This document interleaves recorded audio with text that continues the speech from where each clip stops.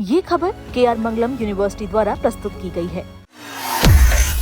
देश में Ebola virus को लेकर अलर्ट जारी कर दिया गया है। वहीं इसी बीच खबर आई थी कि कांगो से आए यात्री में इबोला हो सकता है, जिसकी जांच कराई गई और अब जांच रिपोर्ट सामने आ गई है। गुजरात में कांगो के 37 साल के व्यवसायी की इबोला संक्रमण जांच रिपोर्ट नेगेटिव आई है। इससे इबोला को लेकर चिंताएं कम हुई है। दरअसल एहतियात के तौर पर व्यवसायी समेत 4 लोगों को क्वारंटीन में रखा गया था।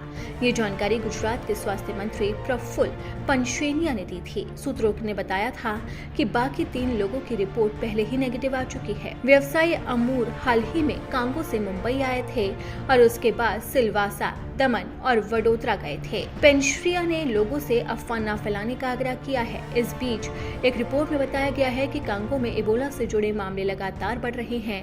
कांगो सरकार ने बताया कि प्रकोप शुरू होने के बाद से 1077 संदिग्ध मामले सामने आए हैं, जिनमें 246 मौतें शामिल हैं। लैब में 121 संक्रमण की पुष्टि हुई, जिनमें 17 घातक मामले शामिल हैं। वहीं WHO का मानना है कि वास्तविक आंकड़ा काफी ज्यादा है, क्योंकि युगांडा और दक्षिण सूडान की सीमा पर स्थित इटूरी प्रांत में ये प्रकोप हफ्तों तक किसी का ध्यान नहीं गया और सभी मामलों की रिपोर्ट नहीं दी जा रही है। वहीं रॉयटर्स के मुताबिक WHO के प्रमुख टेड्रोस ने बताया है कि कांगो की यात्रा पर थे वो, और इसी बीच में मालवाहक विमान ने मास्क, दस्ताने, जूते और दवाइयां पहुंचाई। ये यूरोपीय संघ द्वारा दान की गई थी। ये सामान पूर्वोत्तर के उस कस्बे बुनिया में पहुंचाए गए जो इस महामारी का केंद्र है। आपको बता दें कि वैश्विक स्तर पर इबोला के बढ़ते खतरे को देखते हुए भारत में अलर्ट जारी कर दिया गया है। एयरपोर्ट हेल्थ ऑर्गेनाइजेशन ने देश के सभी अंतर्राष्ट्रीय एयरपोर्ट पर सुरक्षा व्यवस्था को बेहद कड़ा कर दिया। APHO के मुताबिक अब विदेश से आने वाले सभी यात्रियों की गहन चिकित्सा जांच की जा रही है। पहले जहां ये जांच केवल अफ्रीका या प्रभावित देशों से आने वाले यात्रियों तक सीमित थी, वहीं अब नियमों में बदलाव करते हुए इसे सभी अंतर्राष्ट्रीय उड़ानों के लिए अनिवार्य कर दिया गया। अब दुनिया के किसी भी कोने से भारत पहुंचने वाले हर यात्री को इस सख्त सुरक्षा घेरे से गुजरना होगा। नए प्रोटोकॉल के तहत अंतर्राष्ट्रीय उड़ानों से उतरने वाले सभी यात्रियों की थर्मल स्क्रीनिंग की जा रही है, जो शरीर के तापमान को स्वचालित रूप से मापती है। इसके साथ ही हर यात्री के लिए एक सेल्फ डिक्लेरेशन फॉर्म भरना अनिवार्य कर दिया गया है।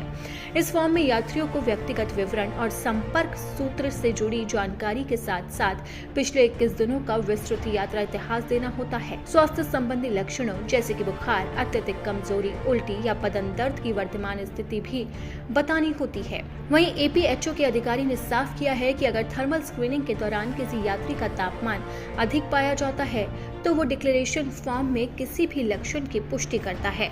और इसी के साथ ही अब अधिकारी ने ये भी बताया है कि भारत में लगातार एयरपोर्ट पर जांच की जा रही है और यात्रियों को आइसोलेट कर दिया जाएगा।